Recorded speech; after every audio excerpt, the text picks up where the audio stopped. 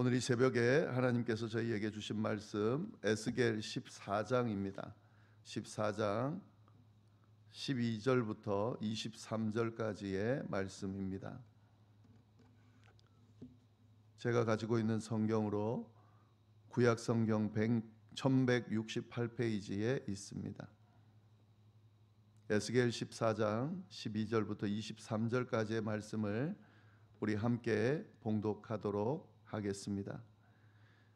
여호와의 말씀이 또 내게 임하여 이르시되 인자야, 가령 어떤 나라가 불법을 행하여 내게 범죄함으로 내가 손을 그 위에 펴서 그 의지하는 양식을 끊어 기근을 내려 사람과 짐승을 그 나라에서 끊는다 하자. 비록 노아, 다니엘, 욥 이 세 사람이 거기 있을지라도 그들은 자기의 공의로 자기의 생명만 건지리라. 나 주 여호와의 말이니라. 가령 내가 사나운 짐승을 그 땅에 다니게 하여 그 땅을 황폐하게 하여 그 사람이 그 짐승 때문에 능히 다니지 못하게 한다 하자. 비록 이 세 사람이 거기에 있을지라도 나의 삶을 두고 맹세하노니 그들도 자녀는 건지지 못하고 자기만 건지겠고 그 땅은 황폐하리라. 주 여호와의 말씀이니라. 가령 내가 칼이 그 땅에 임하게 하고 명령하기를 가라 그 땅에 돌아다니라 하고 내가 사람과 짐승을 거기에서 끊는다 하자. 비록 이 세 사람이 거기 있을지라도 나의 삶을 두고 맹세하노니 그들은 자녀도 건지지 못하고 자기만 건지리라. 나 주 여호와의 말이니라.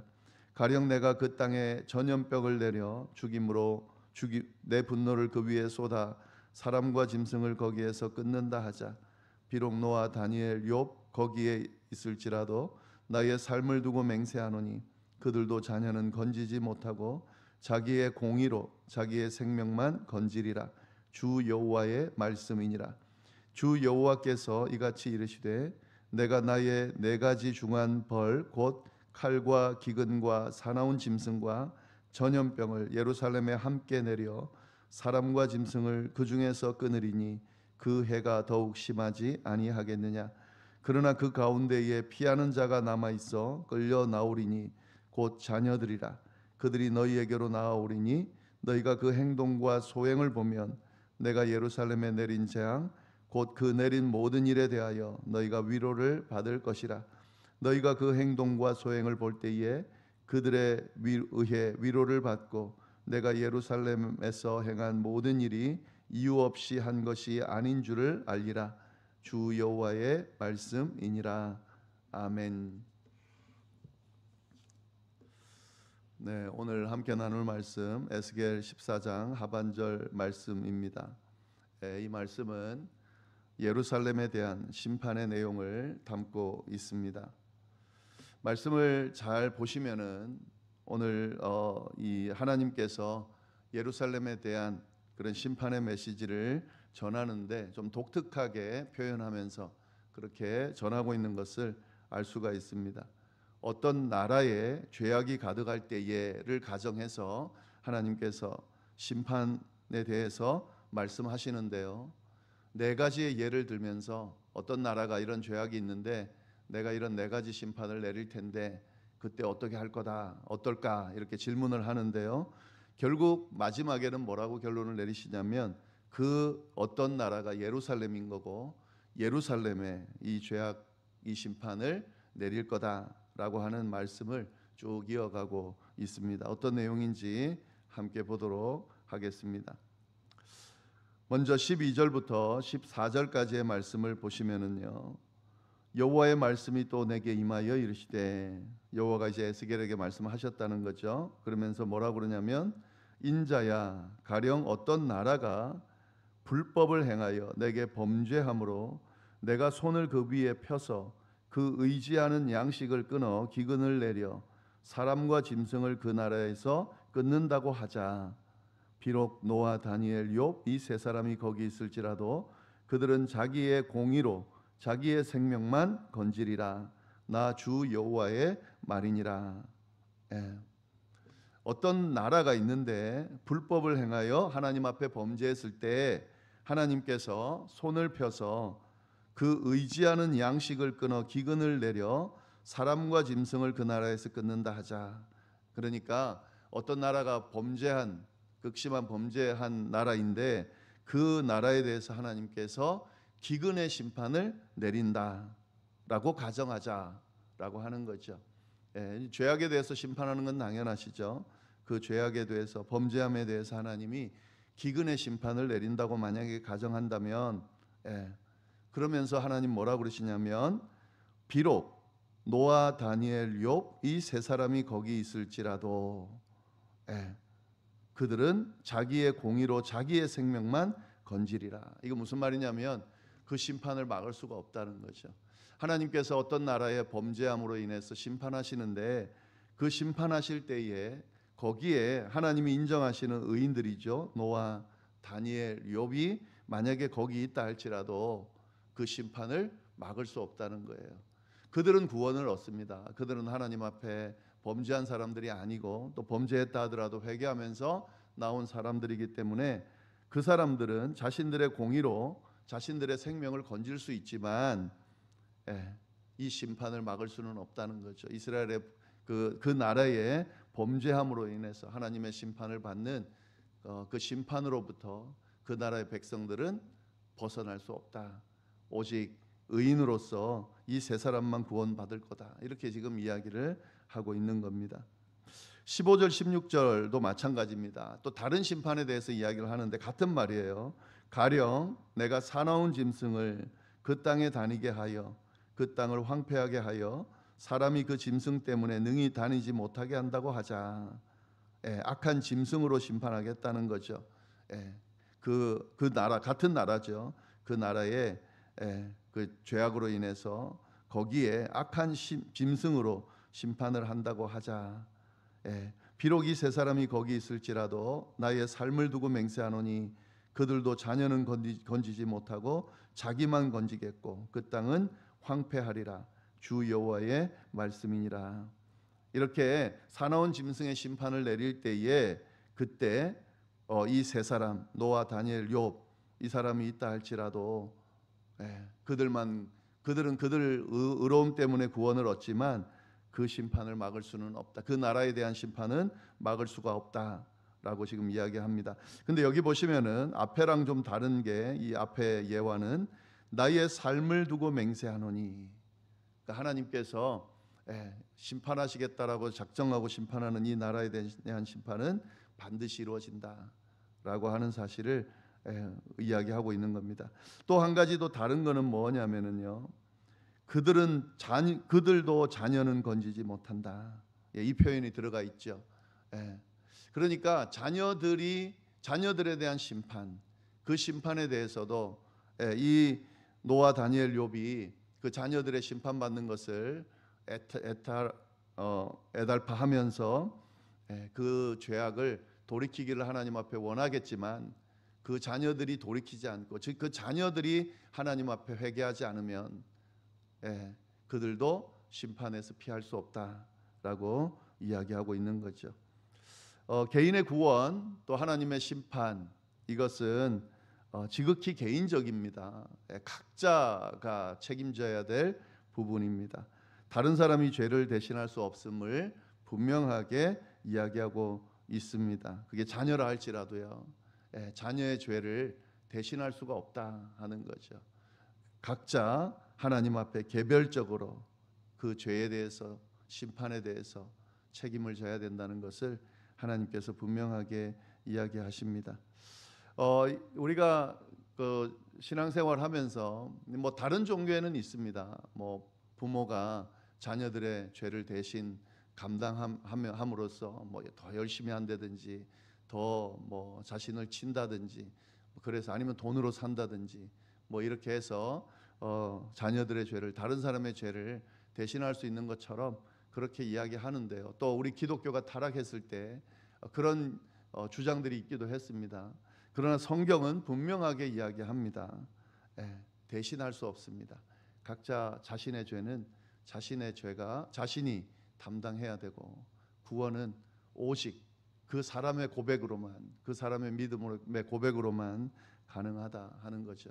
그래서 우리가 중보기도 할 때에 분명히 알아야 되는 것은 내가 중보기도 하면서 자녀들을 위해서 또 다른 사랑하는 이들을 위해서 내가 열심히 기도하고 신앙생활하고 있으니까 이 행위로 인해서 하나님이 구원해 주실까 또 용서해 주실까 봐주실까 이렇게 생각하시면 안 됩니다.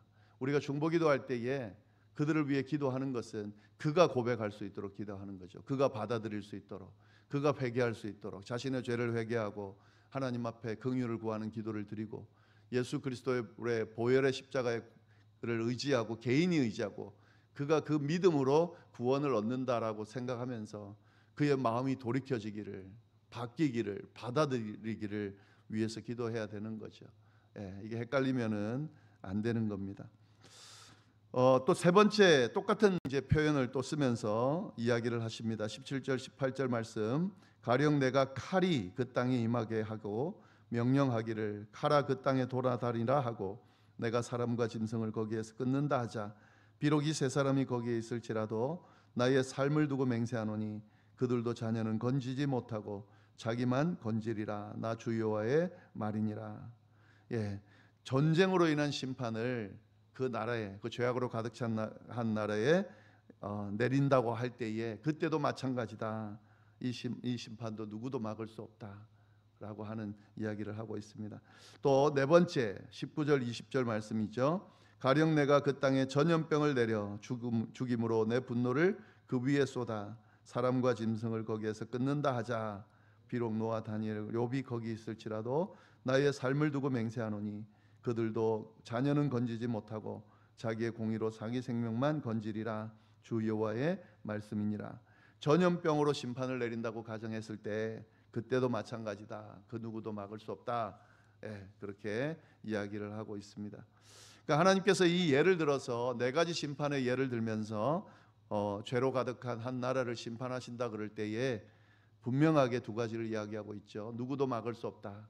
그리고 거기에 혹 의인이 있다 하더라도 그 의인만 사는 것이지 그 의인 때문에 이 심판을 막거나 다른 누군가가 구원 얻는 것은 아니다라는 사실을 분명하게 이야기하고 있습니다. 근데 이 네 가지 예를 들어 이야기하는 목적이 있다 말씀드렸죠. 21절 말씀입니다. 주 여호와께서 이같이 이르시되 내가 나의 네 가지 중한 벌, 그러니까 앞에 이야기한 거죠. 칼과 기근과 사나운 짐승과 전염병을 그다음 뭐라고 나와 있냐면 예루살렘에 함께 내려 사람과 짐승을 그 중에서 끊으리니 그 해가 더욱 심하지 아니하겠느냐. 하나님께서 뭐라 그러시냐면 앞에 예로 든 이 범죄로 가득 찬 나라에 대한 네 가지 심판, 가정한 그 네 가지 심판을 예루살렘에 동시에 내리겠다라고 선언하십니다. 사실 그 가정하신 것은 반어하는 거죠. 사실은 예루살렘에 대한 범죄에 대한 심판의 메시지를 이야기하는 거죠. 네 가지를 동시에 내리겠다는 겁니다. 칼과 기근과 사나운 짐승과 전염병을 네 가지 동시에 예루살렘에 내리겠다. 그만큼 예루살렘이 범죄했고 하나님의 심판을 막을 수가 없다는 거죠. 그래서 이 말씀이죠. 그 해가 더욱 심하지 않겠느냐. 이렇게 네 가지가 동시에 네 가지 심판이 동시에 임하니 그 해가 얼마나 심하겠느냐 하는 거죠.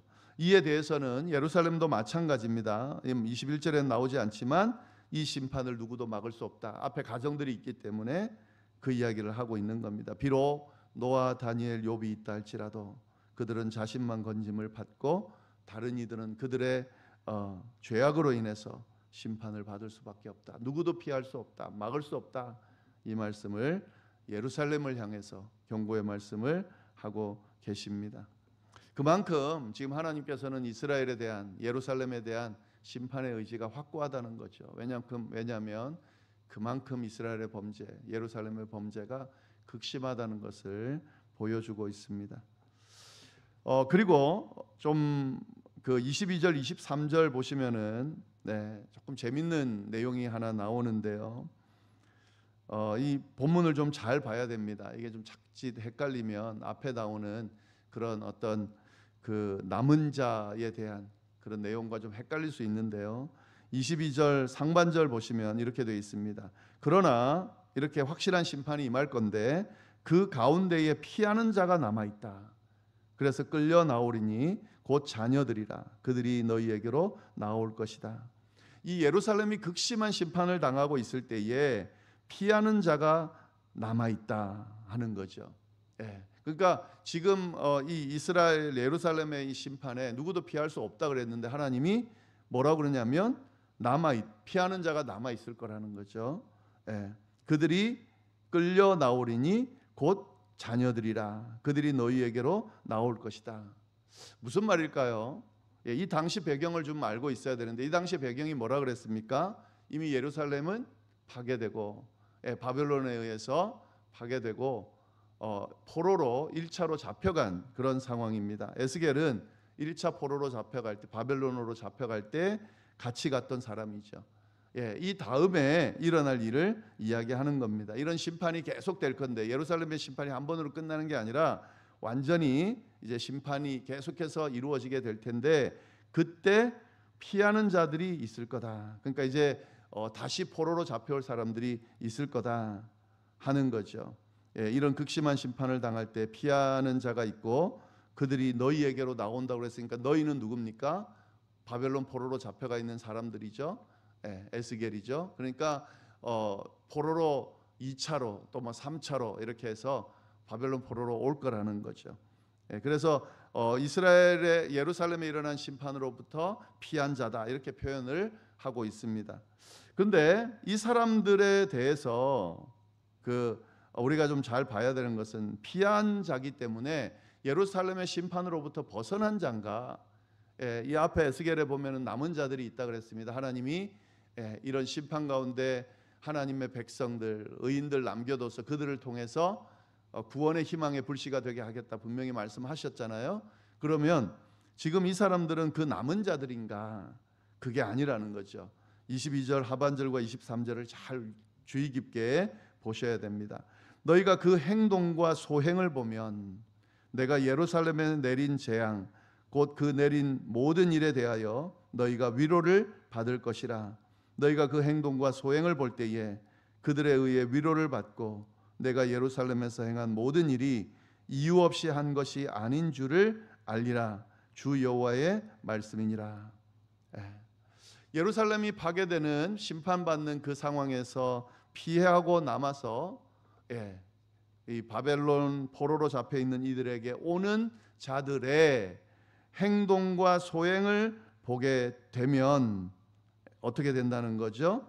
예루살렘이 심판당하는 것이 당연했다는 것을 알게 될 거라 하는 거죠. 무슨 말이냐면 이렇게 피해서 오는 자들이 얼마나 악한 자들인지, 하나님과 떠난 자들인지, 하나님께서 심판할 수밖에 없는 자들인지를 그들의 행동과 모습을 보고 알게 될 거다 하는 거죠.